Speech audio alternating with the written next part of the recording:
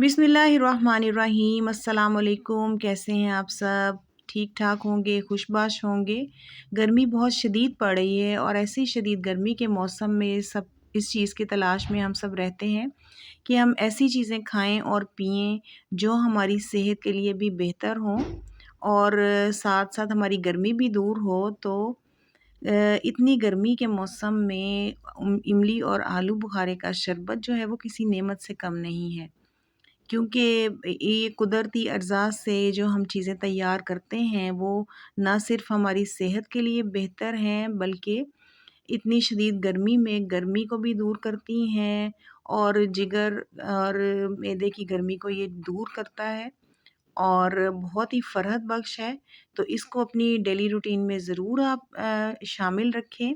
तो चलें रेसिपी की तरफ बढ़ते हैं। इसके लिए मैंने लिया है 50 ग्राम आलू बुखारा और 50 ग्राम इमली। इन दोनों को मैंने रात को भिगो कर रख दिया था पानी में और सुबह जो है उठकर मैंने उसको इनका जो है गुठलियाँ हैं अलग कर ली हैं और इन दोनों का पल्प अलग कर लिया है। इसके बाद हम इसको डालेंगे ग्राइंडर में और इसमें ऐड करेंगे 1 कप चीनी और एक आधा चम्मच जो है वो नमक ऐड करेंगे।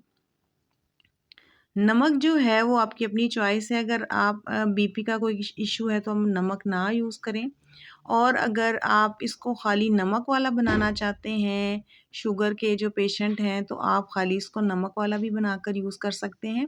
मतलब किसी भी तरह से आप इसको बना सकते हैं, लेकिन अगर दोनों चीज़ें आप ऐड करेंगे तो बहुत ही खट्टा मीठा सा बहुत मज़े का शरबत बनता है इसका।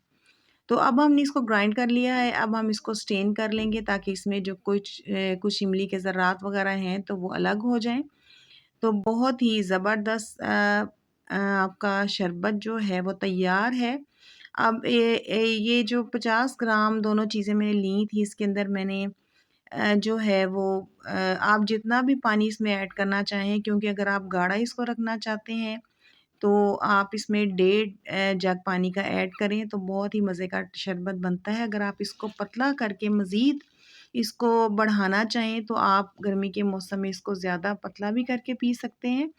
तो ये सब आपकी अपनी चॉइस है, लेकिन इसको अपनी डेली रूटीन में ज़रूर आप शामिल रखें क्योंकि ये बहुत फ़ायदेमंद है और बाज़ार के जो आर्टिफ़िशियल शरबत हैं उनसे तो बहुत ही बेहतर है।